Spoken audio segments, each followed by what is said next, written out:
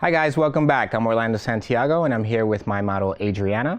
And today we're going to be talking about color correction for eyebrows. So one of the things that we struggle with as makeup artists is the fact that we have, or your client may have, tattooed brows, but you're not really sure as to how to get rid of them. One of the things that you have to do is, again, it's actually kind of easier than what most people think. The reason being is because it's part of the skin now, right? So it's no different than a blemish or discoloration or something for under the eyes or rosacea, right? Where now the pigment is embedded into the skin. So what you have to do is you have to find a color that's going to counterbalance or the complementary of that, take it out so that then you can recreate whatever you want. Okay, so in this case, I'm going to show you how to do that. Adrianna has, if you look closely at her brows, right in here, and if you want to come a little closer, you can.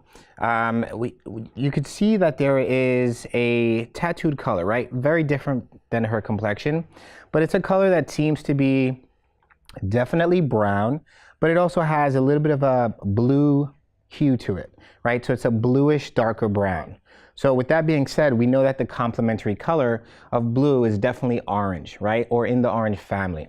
So what we have to do is obviously brighten it up.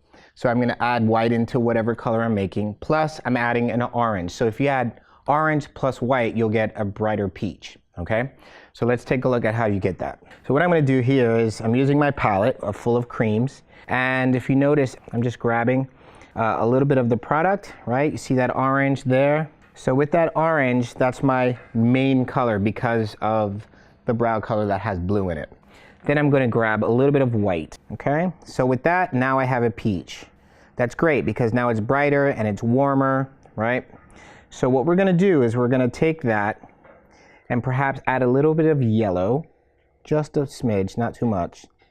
And now the last thing we're going to do is we want to waterproof it. So what we'll do is we'll add one drop. And what that'll do is it'll help thin it out so that it's a texture now that we can actually really work onto the skin. All right, so angle brush, and what I'm going to do is literally sketch right over the brow, and I'm going to stipple, okay? Stipple simply means pressing and moving, pressing and moving. Take your time, let it dry, do it again. So as you can see, one brow is just about completely disappeared. There you go, take a look at that. Pretty impressive, pretty cool stuff. Right? Because now that underlying or undertone of that color doesn't limit me to actually creating a new brow. So now I can create a softer brow, a more sketched in brow, right? So it gives me the ability to kind of play around with my options. All right, so I'm just patting it in, and now let's do the other side. So once this dries, this solution right here, it's supposed to dry, so don't be freaked out and don't try to scrape it. All you have to do is add one more drop, right? It goes back to being watery again. So now what I'm going to do is I'm going to grab just another cream, okay? And in this cream, you can actually now just go over pretty much the entire brow. So I'm just choosing now her actual complexion color, or more or less, or very similar. Just a little bit lighter than that. Okay, here we go. So now what I'm doing is I'm blending the brow bone to match the rest of her skin. And now her brows are completely gone. She's like, whoa, this is crazy. This is what happens when you know your color theory. You can pretty much do anything, right? Any face, every face is your canvas. So you gotta have fun, but you also have to know what you're doing. Because this can really turn into a shit show real fast. And then just blending it in. Cool? Great. Okay. So now that I have my powder, my translucent powder, I'm just going to go ahead and press over the entire brow, over to the lid a little bit. Right? Let's see, open. Good. Okay. I feel like her brows, now I have an outline, but they're not really defined, right? I can really see and go back in and sketch in something perhaps a little lighter. So what I'm going to do is use her brow as a guide, okay? And I'm going to go back in and start sketching in hair that I want to see. So stroke by stroke, you're sketching in hair, and this is just for volume. Pencil by itself creates volume. When you're going to go back in with shadow, that creates depth. So in this case, we actually need both. So I'm going to go ahead and do both. But first, we'll start with the pencil, and just take your time and sketch it in. And especially I prefer using a taupe because a taupe is pretty universal. It doesn't matter how light or how dark the hair really is. A taupe is always going to go a little bit further than something that's obviously auburn, blonde, or even dark brown, which can look a little bit more severe or more dramatic. Okay, and I'm just going to measure her brow, come a little further out. But I'm just erasing some of the stuff just to kind of create that perfect shape. Again, pencil will only take you so far because it's volume based, so it's going to always feel like it's lifted on the brow. If you're looking for something a little bit stronger, you need powder, some kind of a shadow. So that's what I'm going to do now. Is this took me as far as I need to go with the pencil, and now I'm going to move on to eyeshadow. Moving on, switching brushes, I'm going to grab a deeper eyeshadow. So for example, I can grab slightly a deeper, darker taupe perhaps, or even something, right? Again, here's where you can really kind of manipulate the product and just go back with something hair-based, meaning her hair is a little bit auburn, strawberry blonde, a little brown, right? So I can actually grab those colors, a little auburn here for warmth, a little bit of a taupe, darker brown here, right? So as long as I saturate my brush, I can find a happy medium. I'm saturating my brush, tapping off the excess. Start at the base and slowly throw the product up into the top of the hair. And just little strokes. Again, you want it to feel like realistic hair. All right, so now you see that obviously there's a difference. I'm seeing something a little bit more realistic.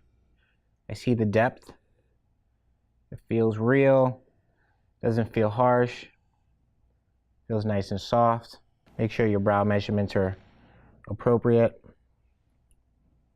Okay, take a look at one brow versus the other, look straight. Make sure it's not too long. Make sure it tails off at the right area. But obviously you could see a difference. Throw back in the little hairs and kind of wispies. Yeah, there you go. Okay. Okay, so as you can see, difference in one side and the other. This side is fully done. Very structured, right?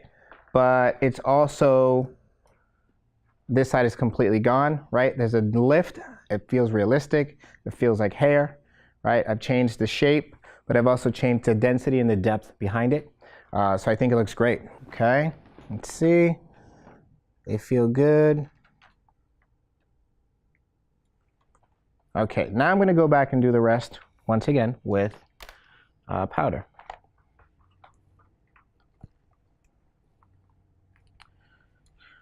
Okay, so same angle brush, grabbing a little bit of the auburn because that's what she has in her hair, a little bit of the soft taupe, and then the darker brown. Right, playing with that combination. Saturating my brush, and then we're going back into sketching. Little strokes at a time. Okay, make sure again your measurements right here are perfect. So if this needs to drop a little bit, and again, sometimes the brow may already be a shape that's kind of needs to be corrected. Maybe not, right? But you want to make sure that you're not making it worse by not checking your points and your guidelines for the brows. Good, all right, let's see. And now I feel like this side has a little bit more color, which makes sense because I only did the one at the time, so maybe I need to adjust my color. But again, you notice that it just feels like hair. All right, final touches.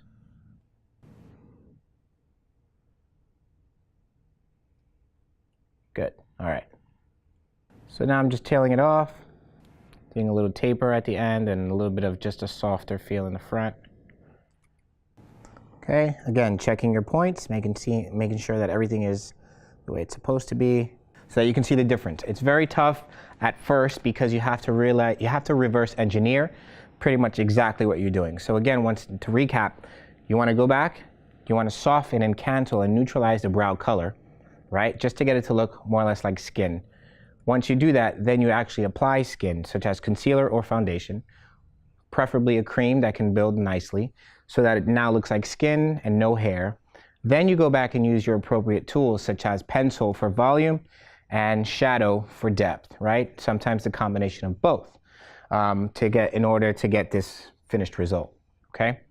So there you have it. Thank you, Adrianna, for joining me today. And stay tuned for more of our video tutorials in different sections. For example, color theory, we have our live. There's a lot more in the app, so stay tuned and see you next time.